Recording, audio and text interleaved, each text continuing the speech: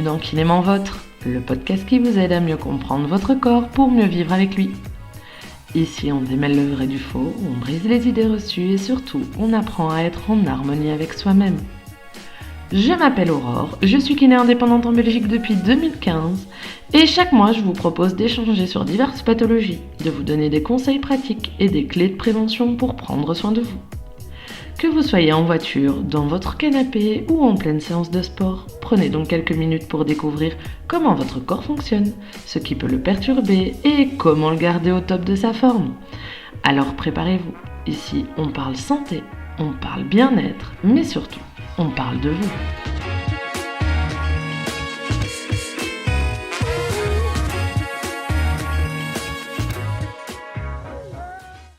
Je suppose que vous avez déjà eu mal au dos. Votre moitié ou votre grand-mère aussi. Alors, soit on est tous cassés, soit il y a vraiment un truc qui cloche. Et c'est justement parce que c'est le mal du siècle et qu'il concerne tout le monde que je vais commencer par ce sujet. Puis, on va rester un petit peu dans le cliché, tout le monde se dit que le mal de dos, c'est le fonds de commerce de tous les kinés. Bref, prenons le temps de voir ensemble pourquoi nos dos râlent autant et surtout comment leur faire comprendre qui est le patron. Mais alors, pourquoi est-ce qu'on a autant mal au dos à l'heure d'aujourd'hui ? Spoiler alerte, ce n'est pas parce qu'on est tous en train de muter en vieillards prématurés. Même si ce n'est pas que ça, il peut y avoir des problèmes mécaniques. Le mal de dos, c'est un peu comme un coup de gueule de votre corps. Parfois, il râle sans raison évidente, et d'autres fois, il y a vraiment bien un problème qui est là. Alors, même si on sait que ce n'est pas juste une question de mécanique, il faut quand même parler des causes qui sont bien réelles et qui peuvent faire mal. Et là, il y a vraiment du choix. On peut avoir les disques qui font leur caprice. Mais c'est quoi un disque intervertébral ? C'est simplement l'équivalent de l'amortisseur du dos. En théorie, il fait son boulot sans broncher. Mais parfois, il décide de faire sa diva et peut créer deux problèmes. Les hernies discales et de l'usure. Au milieu du disque, il y a un noyau. Et parfois, au lieu de rester à sa place, il ressort un peu, voire beaucoup, et il appuie là où il ne devrait pas. C'est ça qui peut provoquer les douleurs. Ou pas. Parce que oui, ça fait pas forcément mal une hernie discale. Ça dépend si le nerf sensitif est embêté. L'usure par contre, c'est pas vraiment de la faute de notre disque. C'est plutôt le temps et notre mode de vie qui la produisent. C'est un peu comme un pneu. On roule et il s'use. Le disque, c'est pareil. La différence, c'est qu'un pneu, on peut le changer. Notre disque, on peut pas. Donc il faut faire vraiment plus attention. On peut aussi avoir les articulations qui grincent. Entre chaque vertèbre, il y a des petites articulations. C'est comme des charnières. Et comme toute charnière, si on ne s'en occupe pas, ça rouille et ça coince. Alors, on peut avoir de l'arthrose. C'est le classique des classiques. Mais c'est juste le vieillissement, l'usure de l'articulation. C'est pas du tout une condamnation douloureuse à vie. Par contre, ça peut provoquer de l'inflammation. Et là, on est face à une douleur qu'on aurait bien aimé éviter. Maintenant, on va parler de quelque chose qui n'est heureusement pas trop courant, mais qui existe, donc on en parle. Les traumatismes. Une chute, un choc violent et boum, c'est une vertèbre qui trinque. La conséquence, une fracture vertébrale. Et là, on est face à un processus de guérison qui paraît toujours trop long. On a aussi les déséquilibres posturaux. Autrement dit, des dos trop creux, trop bossus, des muscles trop tendus ou au contraire pas assez. Quand certains muscles bossent, d'autres sont en vacances et ça crée des compensations pas bien sympas. Sous-entendu, bonjour la scoliose quand on est en croissance et à des douleurs quand on est adulte. A contrario, un dos qui manque de force, c'est un dos qui galère à se tenir droit et qui va se fatiguer vraiment très vite. Pour en finir avec les problèmes mécaniques, on a les douleurs qui proviennent des nerfs et de leur inflammation. Dans ce cas, on a la star des stars, la fameuse sciatique. C'est quand le nerf sciatique se retrouve compressé et qu'il décide de se plaindre jusqu'au bout de la jambe. On a aussi la spondylarthrite ankylosante, un nom barbare pour une maladie inflammatoire chronique qui touche entre autres le dos. Mais ça, c'est un sujet à part entière. Peut-être dans un autre épisode d'ailleurs. Là, on vient de voir toutes les raisons mécaniques qui peuvent provoquer un mal de dos. Mais si c'était juste ça, on aurait déjà trouvé la solution miracle. Le vrai problème, c'est que notre mode de vie met notre dos dans une situation un peu compliquée. Si on regarde la génération de nos grands-parents, enfin les 70 et plus, Ils ont souvent commencé à travailler très jeunes et dans des métiers assez physiques quand même. Entre l'agriculture, les usines, l'artisanat et les chantiers, c'était des boulots où on soulevait, on portait, on marchait toute la journée. Résultat, leur corps s'est usé plus vite que les pneus d'une voiture qui fait Arlon au stand tous les jours. Et maintenant, on est passé d'un extrême à l'autre. On n'a jamais été aussi sédentaire qu'aujourd'hui. On passe nos journées assis, que ce soit au boulot, dans les transports, devant la télé ou sur notre téléphone. Des heures en position statique et, soyons honnêtes, personne ne s'assied réellement correctement. Et puis on bouge de moins en moins. Même pour aller chercher à manger, on peut juste cliquer sur une appli et se faire livrer. Et à force, qu'est-ce qui se passe? Nos muscles se mettent en veille prolongée. Au final, trop d'efforts physiques, ça abîme le corps, ce qui fait que nos aînés se sont usés trop vite. Et nous, on se rouille avant l'heure car trop peu d'efforts nous rend vulnérables. Je sais que la question que vous vous posez maintenant, c'est et comment on fait pour le réveiller sans le brusquer, ce corps? Mais on y reviendra plus tard, parce que là, on va d'abord parler de toute la composante émotionnelle.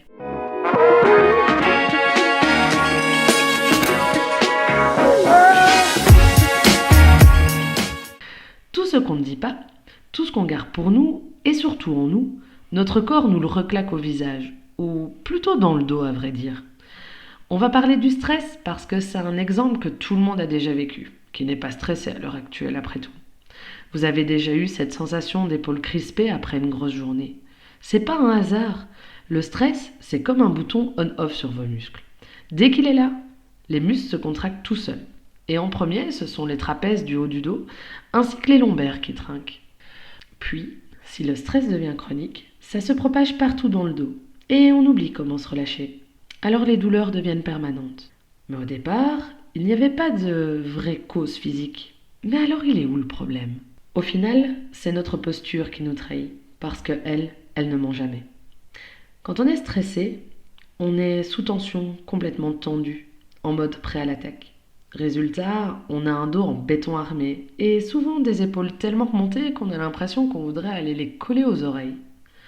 Quand on est triste ou démotivé, on se replie sur nous-mêmes. Les épaules s'affaissent, la tête tombe en avant. Conséquence, on a beaucoup de pression sur le bas du dos et sur la nuque. On a un corps qui devient aussi mou que le moral. L'anxiété, c'est la posture la plus complexe. Extérieurement, on a l'air recroquevillé, tout replié sur soi. Mais à l'intérieur, les muscles sont en suractivité permanente. Ça donne une bombe à retardement musculaire qui explose en douleurs diffuses dans tout le corps. Enfin, on a la fameuse posture de l'adolescent. Celle-là, c'est une vraie spéciale. Un mélange entre j'ai la flemme de tenir mon propre squelette et je suis addict à mon téléphone. Dos arrondi, tête projetée en avant, c'est une nouvelle courbure vertébrale qui est en train de naître en créant un max de problèmes. Mais le pire, c'est le mental qui suit la posture. On a un corps avachi et un moral qui est aussi atteint de flémite aiguë. Bref, notre dos est un livre ouvert sur notre état émotionnel.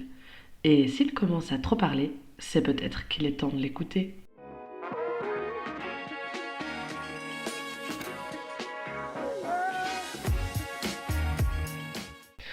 Avoir mal au dos, c'est déjà pas drôle. Mais ce qu'il est encore moins, c'est toutes ces fausses croyances qui l'entourent. Il y a de quoi s'arracher les cheveux et accessoirement se faire encore plus mal au dos. Maintenant, on va démonter ensemble les mythes une bonne fois pour toutes. On va remettre les pendules vertébrales à l'heure. Le premier mythe, c'est le fameux j'ai une vertèbre déplacée. Alors celle-là, c'est vraiment ma préférée, je l'entends tous les jours. Alors, je veux bien l'admettre, mais expliquez-moi comment vous tenez encore debout si c'est le cas. La vérité, une vertèbre qui se déplace, c'est pas possible.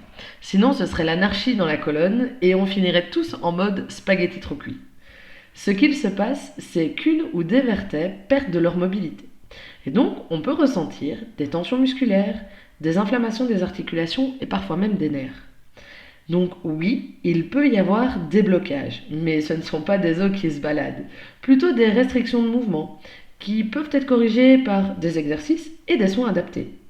Donc non, personne ne va remettre votre vertèbre en place, mais on peut redonner du mouvement, de la mobilité à votre dos pour qu'il arrête de râler. En numéro 2, on a le j'ai mal au dos, donc je dois me reposer. La fameuse excuse pour s'enrouler dans un plaid et mater Netflix toute la journée. Alors désolé, mais non, ça ne marche pas comme ça. En vérité, le repos prolongé, c'est une fausse bonne idée. Ce qu'il faut, c'est bouger, progressivement, mais pas s'immobiliser complètement. Parce que si on arrête tout sous prétexte qu'on a mal, le dos devient encore plus raide, encore plus fragile, et le moindre mouvement sera d'autant plus douloureux. Bref, c'est le cercle vicieux qui s'installe. La clé, c'est d'adapter son activité physique plutôt que de tout stopper. Donc non, la meilleure solution malheureusement, ce n'est pas de fusionner avec votre canapé. Autre concept à démystifier, les imageries qui nous montrent de l'arthrose et des hernies.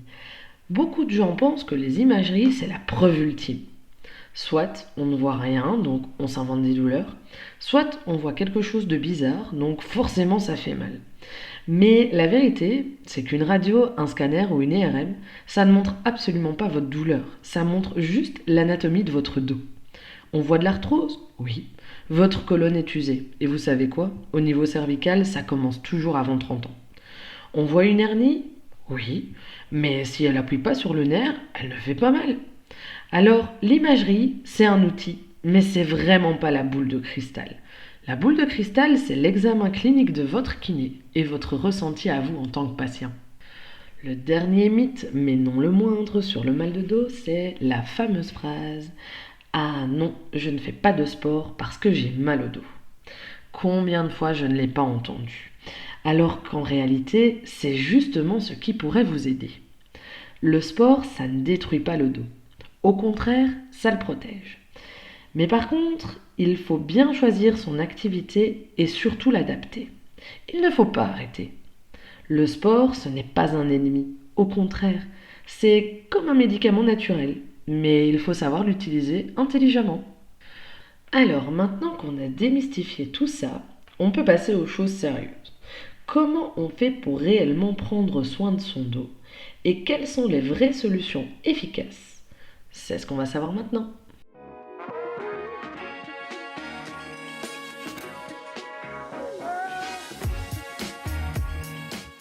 Maintenant qu'on a compris d'où vient le mal de dos et qu'on a mis KO quelques idées reçues, il est temps de parler de solutions. Parce que bon, tout ça c'est bien joli, mais concrètement, on fait quoi pour que notre dos arrête de râler? La posture, elle est importante, mais pas exactement comme on le croit. On entend souvent tiens-toi droit, redresse-toi, comme si notre dos pouvait se bloquer définitivement si on restait avachi trop longtemps. Mais en réalité, c'est un peu plus subtil que ça. Ce qui compte, ce n'est pas d'être droit 24 heures sur 24, mais c'est d'éviter de rester figé trop longtemps. On a des courbures naturelles au niveau du dos et elles sont importantes. Elles permettent une bonne répartition des charges et un meilleur équilibre musculaire. Si vous vous demandez à quoi ça ressemble visuellement, regardez sur internet, il suffit de taper courbure naturelle du dos d'un humain. Mais le problème, c'est pas réellement une mauvaise posture. Tous les corps font des adaptations parce que personne n'est complètement symétrique et n'est parfait. Ce qui pose problème, c'est l'immobilité prolongée.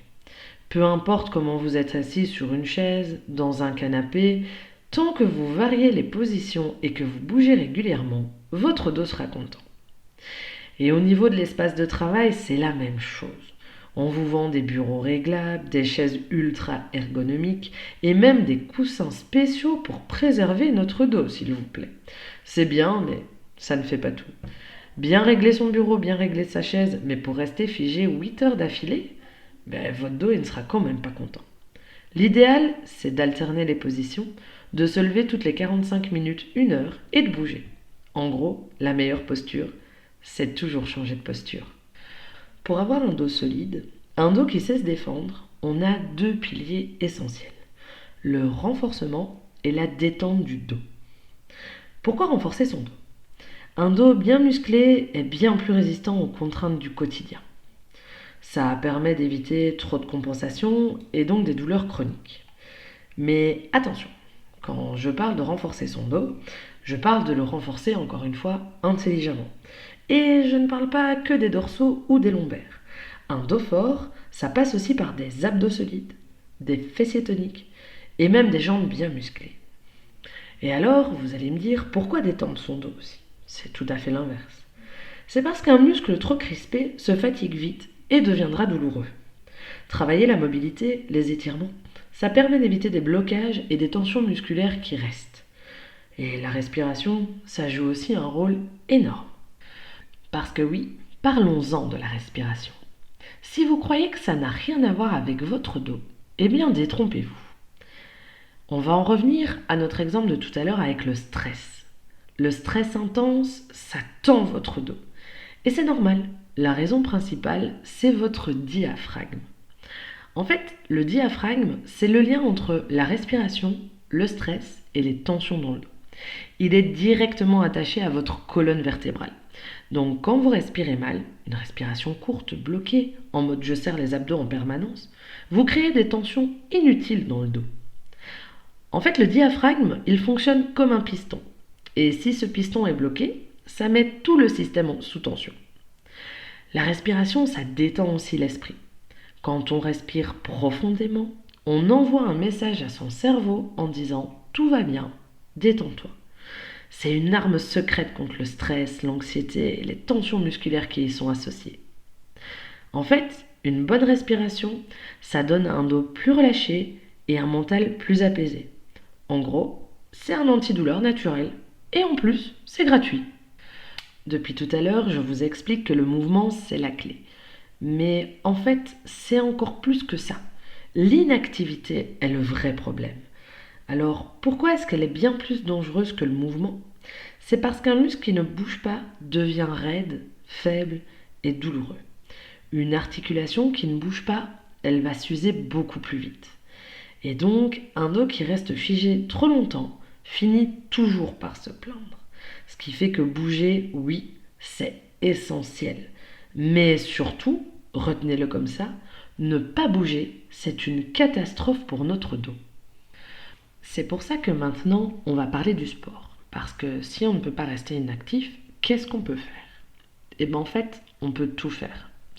La pratique du sport, c'est ce qu'il y a de mieux. Mais il faut apprendre un bon geste sportif et donc avoir un bon encadrement à la base. Je vais vous parler des sports qu'on conseille et ceux que je rencontre le plus au cabinet, histoire de remettre les pendules à l'heure. On va vous conseiller la natation, principalement celle sur le dos.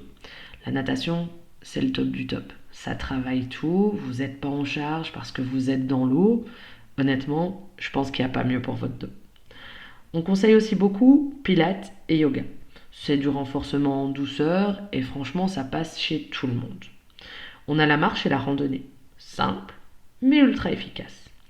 L'équitation, c'est tout un autre programme. Il faut garder des bonnes courbures au niveau du dos, c'est-à-dire les courbures naturelles.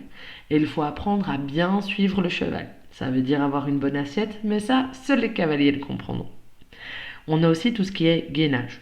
Stabilisation du dos, simple, facile à réaliser. Il faut avoir la bonne posture, encore une fois, mais tout le monde peut y accéder. La course à pied, on dit ouais, non. En fait, oui, mais il faut avoir un très bon amorti du pied. Si c'est pas le cas, effectivement, ça fait beaucoup de chocs. On a les sports de contact, le rugby, le judo, la boxe.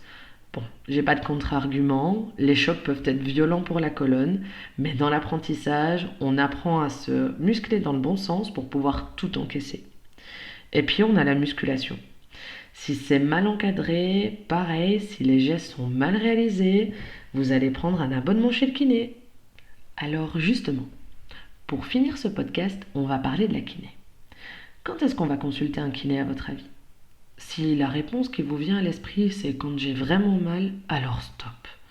Il ne faut surtout pas attendre que ça dégénère pour venir nous voir. Consulter un kiné dès qu'on ressent quelque chose, c'est prendre le problème tôt et c'est donc plus facile de le corriger. C'est un peu comme une fuite. Si vous attendez d'avoir un dégât des os, ça va être plus compliqué et plus long à réparer. En plus, si on attend trop, on risque de compenser et de créer des tensions ailleurs avec tous les problèmes que ça peut créer et que je vous ai expliqués. En plus, on va vous éviter de faire des bêtises, comme par exemple forcer sur un dos qui est déjà trop tendu ou faire des exercices qui sont vraiment pas adaptés à votre situation. Ce qu'on peut vous apporter aussi, c'est de comprendre pourquoi vous avez mal et comment agir dessus. On va identifier la vraie cause de la douleur et pas juste masquer le symptôme. On vous propose des techniques manuelles, naturelles, relativement douces, pour détendre et libérer les tensions. En plus de ça, on peut vous apprendre les bons mouvements adaptés à vous, à votre situation, pour que votre dos arrête de râler, mais surtout pour qu'il ne recommence pas. Alors si vous sentez que votre dos commence à se réveiller, ne laissez pas traîner. Un kiné, ce n'est pas juste pour réparer un dos cassé, c'est surtout là pour éviter que ça ne le devienne. Donc venez nous voir avant que ça devienne un feuilleton à suspense.